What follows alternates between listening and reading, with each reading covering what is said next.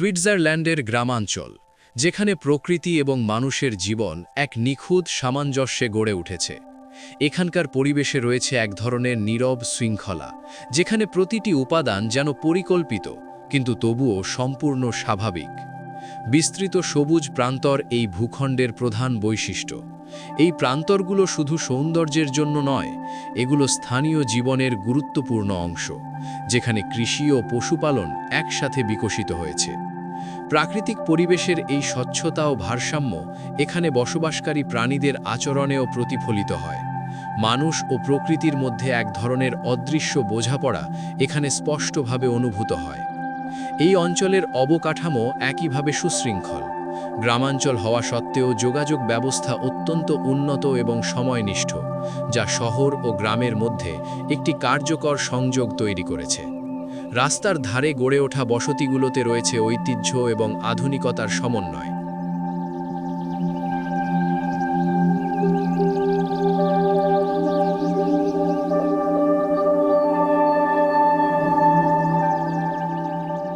কাঠের নকশা, খোলা পরিবেশ এবং প্রাকৃতিক উপাদানের ব্যবহার সবকিছু মিলিয়ে একটি সুনির্দিষ্ট নান্দনিকতা তৈরি হয়েছে।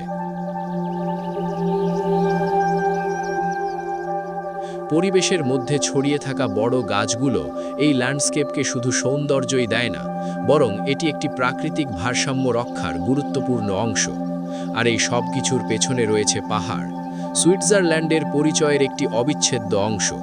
এই পাহাড়গুলো শুধু ভৌগোলিক বৈশিষ্ট্য নয়, বরং এই দেশের সংস্কৃতি, অর্থনীতি এবং জীবনের সঙ্গে গভীরভাবে জড়িত, এবং উচ্চমানের জীবনযাত্রার জন্য এখানে প্রতিটি বিষয়, ছোট থেকে বড়, একটি সুসংগঠিত ব্যবস্থার মধ্যে পরিচালিত হয়। কিন্তু এই দেশের আসল সৌন্দর্য লুকিয়ে আছে এর সরলতায়, একটি শান্ত, ভারসাম্যপূর্ণ জীবনযাপন, যেখানে প্রকৃতি কখনোই পেছনে পড়ে থাকে না। এই অভিজ্ঞতা আমাদের মনে করিয়ে দেয়, উন্নয়ন এবং প্রকৃতি একসাথে সহ অবস্থান করতে পারে, যদি তা সঠিকভাবে পরিকল্পনা করা হয়। সুইজারল্যান্ডের এই গ্রামাঞ্চল তাই শুধু একটি ভ্রমণের গন্তব্য নয়, এটি একটি জীবন্ত উদাহরণ কিভাবে একটি দেশ তার প্রাকৃতিক সৌন্দর্য বজায় রেখেও আধুনিকতায় এগিয়ে যেতে পারে। ভিডিওটি ভালো লাগলে একটি লাইক দিতে পারেন এবং চ্যানেলটি সাবস্ক্রাইব করুন।